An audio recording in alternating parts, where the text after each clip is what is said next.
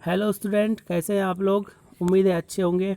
आज इस वीडियो में मैं आपके सामने क्लास 10th साइंस का चैप्टर नंबर 1 जिसका नाम है केमिकल रिएक्शन एंड इक्वेशन, रासायनिक समीकरण और अभिक्रिया, इसका पार्ट 2 लेकर आया हूं। और इसके पहले का पार्ट फर्स्ट यदि आपने अभी तक नहीं देखा है तो उसे देख लीजिए और इसके बाद ही इस पार्ट को देखिए।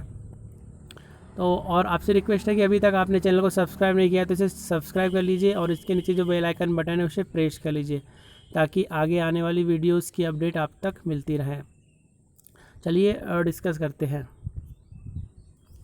इस वीडियो में हम मुख्य रूप से 3 टॉपिक को डिस्कस करेंगे, 3 अभिक्रियाओं के बारे में डिस्कस करेंगे, जिनमें से कॉम्बिनेशन रिएक्शन अर्थात संयोजन अभिक्रिया, एक्सोथर्मिक रिएक्शन ऊष्माक्षेपी अभिक्रिया और डिकम्पोजिशन रिएक्शन अर्थात विघटन अभिक्रिया, इन 3 अभिक्रियाओं के बारे में डिस्कस करेंगे।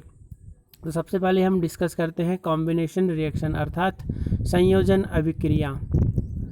कॉम्बिनेशन रिएक्शन ये क्या होती है, इसकी डेफिनेशन है व्हेन 2 और more reactants produces single product, this type of reaction is known as combination reaction. अर्थात जब 2 या 2 से अधिक रिएक्टेंट मिलकर एक सिंगल प्रोडक्ट या उत्पाद का निर्माण करते हैं तब उसे हम बोलेंगे कॉम्बिनेशन रिएक्शन। ओके, मैंने आपको लास्ट वीडियो में बताया था रिएक्टेंट किसे कहते हैं और प्रोडक्ट किसे कहते हैं। रासायनिक अभिक्रिया में जो तत्व या एलिमेंट भाग लेते हैं उन्हें हम रिएक्टेंट कहते हैं और रासायनिक अभिक्रिया के फलस्वरूप जो प्रोडक्ट नए उत्पाद बनते हैं, एंड प्रोडक्ट बनता है, उसे हम प्रोडक्ट कहते हैं। ओके, तो इस अभिक्रिया की डेफिनेशन क्या है, जब 2 या 2 से अधिक एलिमेंट मिलकर एक नए एलिमेंट सिंगल एलिमेंट बनाते हैं तो उसको क्या बोलेंगे, कॉम्बिनेशन रिएक्शन। ओके, इसका उदाहरण देखा जाए, calcium oxide react with water to produce slaked lime. जो कैल्शियम ऑक्साइड होता है जिसे हम क्विक लाइम भी कहते हैं, जब इसमें हम वाटर मिलाते हैं, जल मिलाते हैं तो क्या बनता है, सैक लाइम बनाता है, चूना बनाता है। ओके, तो क्विक लाइम का फार्मूला होता है CaO होता है क्विक लाइम का फार्मूला, और ये सॉलिड फॉर्म में होता है। आपने चूना तो देखा ही होगा, चूने में हम क्या मिलाते हैं, वाटर मिलाते हैं, जनरली गर्म पानी मिलाते हैं। ओके, तो वाटर का फार्मूला क्या हो गया, H2O, और जब ये दोनों अभिक्रिया करते हैं तो क्या बनता है, CaOH/2 कैल्शियम हाइड्रोक्साइड, क्या बनता है, कैल्शियम हाइड्रोक्साइड। ओके, इसे हम सैक लाइम भी कहते हैं। तो किसका एग्जाम्पल हुआ, ये कॉम्बिनेशन रिएक्शन का एग्जाम्पल हुआ। तो आप आसानी से समझ गए होंगे कॉम्बिनेशन रिएक्शन के बारे में। ओके, ध्यान देने योग्य बात है कि कैल्शियम हाइड्रोक्साइड जो होता है यह react slowly with the carbon dioxide in the air to form a calcium carbonate on the wall. Generally हम क्या होता है, जो कैल्शियम हाइड्रोक्साइड है, जैसे CaO में जब हमने जो H2O मिलाया और CaOH/2 मिला, क्विक लाइम सेक्ड लाइम जब मिला हमें और हमने उसे दीवार में लगाया, दीवार में लगाने के जनरली 1 या 2 दिन बाद ये क्या होता है, शाइनिंग देता है। तो शाइनिंग क्यों देता है, कैल्शियम कार्बोनेट की वजह से देता है। ओके, क्योंकि ये जो कैल्शियम हाइड्रोक्साइड है वायुमंडल की CO2 से अभिक्रिया करके कैल्शियम कार्बोनेट बना देता है, तो इसी की शाइनिंग हमें वाल में दिखाई देती है। Okay, calcium carbonate is formed after 2-3 days of white washing and gives a shiny finish to the wall. Okay, इसी बात को हमने यहाँ डिस्कस किया है। इसकी अभिक्रिया आप देख सकते हैं आप, CaOH/2 एक्वस फॉर्म में है, लिक्विड फॉर्म में है, और CO2 ये वायुमंडल की CO2 से रिएक्शन किया तो क्या बन गया, CaCO3 बन गया और H2O। ओके, कैल्शियम कार्बोनेट का फार्मूला होता है CaCO3। ओके, तो इस प्रकार से रिएक्शन हुई और इसका एग्जाम्पल आप अपने डेली लाइफ में देखते भी हैं तो बहुत ही आसानी से आप समझ गए होंगे। ओके, अब हम बात करते हैं नेक्स्ट रिएक्शन की, या इसके अन्य एग्जाम्पल की बात करें तो इसके अन्य एग्जाम्पल है कॉम्बिनेशन रिएक्शन के बर्निंग ऑफ कोल अर्थात कोयले का जलना भी इसका एग्जाम्पल है, जिसमें कोयला जो है कार्बन का रूप होता है जो कि सॉलिड फॉर्म में होता है, इसलिए हमने ब्रैकेट में इसे एस लिखा है। वहीं जो ऑक्सीजन जो वायुमंडल में गैसियस फॉर्म में होती है, गैस के रूप में होती है। तो जब कोयले को हम जलाते हैं, जलाया जाता है तो वायुमंडल के ऑक्सीजन से अभिक्रिया करके कार्बन डाइऑक्साइड बनाता है जो कि एक गैस है। ओके, गैस को हमने यहाँ जी से डिनोट किया है ब्रैकेट के अंदर, वहीं सॉलिड को एस से और लिक्विड को एल से डिनोट किया है। इसके सेकेंड एग्जाम्पल की बात की जाए तो formation of water from H2 gas and O2। Okay, जब हम हाइड्रोजन गैस को ऑक्सीजन से अभिक्रिया करवाते हैं तो क्या मिलेगा, वाटर फॉर्म्ड होगा। ओके, वायुमंडल की हाइड्रोजन और ऑक्सीजन दोनों अभिक्रिया करके क्या बनाएंगे, जल बनाएंगे, H2O। ओके, जल, H2O का फार्मूला होता है ओके जल, और हाइड्रोजन का सिंबल है और ये ऑक्सीजन का है। ओके, तो ये सारे एग्जांपल्स किसके हैं, कॉम्बिनेशन रिएक्शंस के हैं, कोयले का जलना और पानी का बनना। ओके, हाइड्रोजन और ऑक्सीजन से। तो ये सारे पॉइंट हमने डिस्कस किए कॉम्बिनेशन रिएक्शंस के बारे में। अब हम नेक्स्ट जो है अभिक्रिया उसके बारे में डिस्कस करते हैं जिसका नाम है एक्सोथर्मिक रिएक्शन। एक्सोथर्मिक रिएक्शन, अब ये क्या होती है एक्सोथर्मिक रिएक्शन, समझते हैं। Reaction in which heat is released along with the formation of product are called exothermic reaction. ऐसी अभिक्रिया जिसमें अभिक्रिया के फलस्वरूप क्या उत्पन्न होती है, ऊष्मा उत्पन्न होती है, इस प्रकार की अभिक्रिया को हम कहेंगे एक्सोथर्मिक अर्थात ऊष्माक्षेपी अभिक्रिया। हिंदी में इसका नाम है ऊष्माक्षेपी अभिक्रिया। ओके, तो ऐसी अभिक्रिया जिससे हमें ऊर्जा प्राप्त होती है, ऊष्मा प्राप्त होती है, हीट प्राप्त होती है, उसे हम कहेंगे एक्सोथर्मिक रिएक्शन। ओके, इसके एग्जांपल की बात की जाए तो बर्निंग ऑफ नेचुरल गैस का जलना। ओके, CH4 जब मीथेन को हम जलाएंगे ऑक्सीजन की उपस्थिति में, ओके, तो क्या बनेगा, ये मीथेन CH4 का फार्मूला होता है मीथेन का,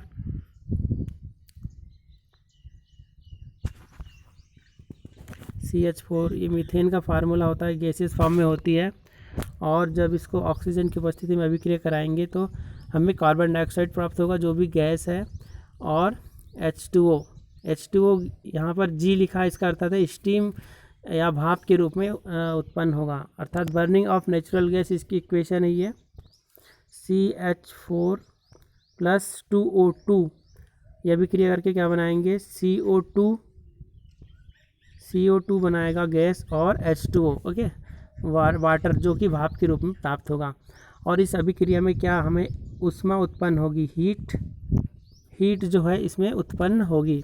ओके, तो कि हीट उत्पन्न हो रही इसलिए क्या है, एक्सोथर्मिक रिएक्शन है।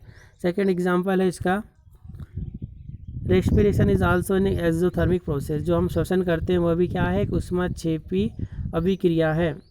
इसकी इक्वेशन की बात की जाए तो C6H12O6, जिसे हम ग्लूकोज भी कहते हैं, C6H12O6 + 6O2 ऑक्सीजन के साथ अभिक्रिया करते हैं और क्या इमिट करते हैं, क्या निर्मित करते हैं, 6CO2 एक्वस फॉर्म में, ओके, लिक्विड फॉर्म में, और 6H2O + एनर्जी इमिट होती है। जब भी हम श्वसन करते हैं तो ऊर्जा हमें प्राप्त होती है, हमारे शरीर को ऊर्जा प्राप्त होती है।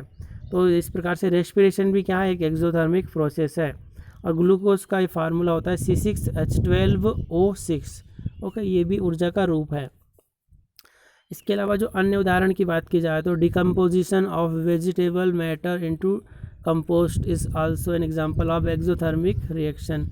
जो भी हम जैसे वेजिटेबल जो है साग सब्जियों के अवशेष जो होते हैं और पेड़ पत्तियों के जो अवशेष होते हैं, इनका जब डिकम्पोजिशन होता है अर्थात विघटन होता है, जो सूक्ष्म जीवों के द्वारा इनका विघटन डिकम्पोज किया जाता है, तो ये भी क्या है, एक एग्जांपल है एक्सोथर्मिक रिएक्शन का। ओके, तो सारे एग्जांपल्स हैं एक्सोथर्मिक रिएक्शन के।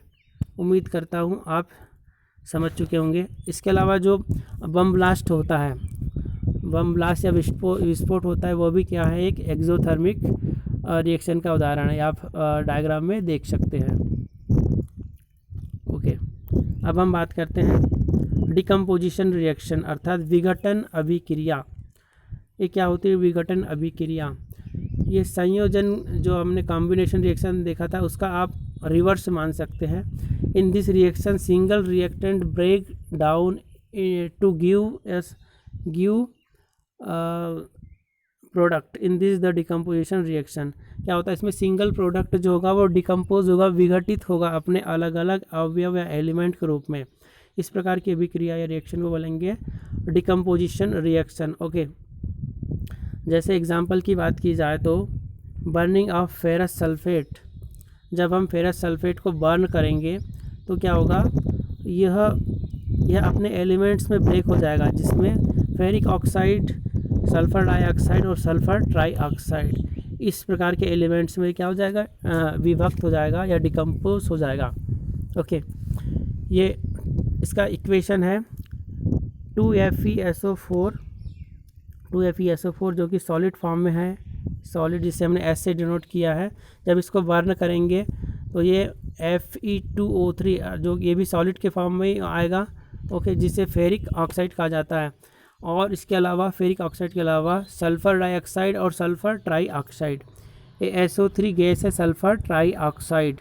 ट्राई अर्थात 3 होता है इसलिए यहाँ पे 3 है SO3, और डाई अर्थात 2 होता है इसलिए SO2 है। तो SO2 और SO3 गैस इसमें निकलती है जब फेरस सल्फेट को हम बर्न करते हैं, और फेरिक ऑक्साइड बनता है फेरस सल्फेट से। ओके, तो ये तो था डिकम्पोजिशन रिएक्शन। और इसका अन्य उदाहरण देखें तो जो हम साल्ट का जो फार्मूला होता है NaCl का अपने अलग अलग एलिमेंट में डिकम्पोज होना भी कहलाएगा डिकम्पोजिशन रिएक्शन। ओके, ये आप देख सकते हैं उदाहरण में, एग्जाम्पल में देख सकते हैं।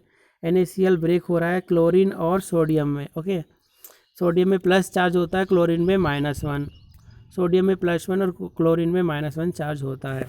ओके, तो साल्ट का फार्मूला होता है NaCl। तो इस प्रकार ये डिकम्पोजिशन रिएक्शन भी आप समझ चुके होंगे, और जो कि क्या है? कॉम्बिनेशन रिएक्शन का रिवर्स है।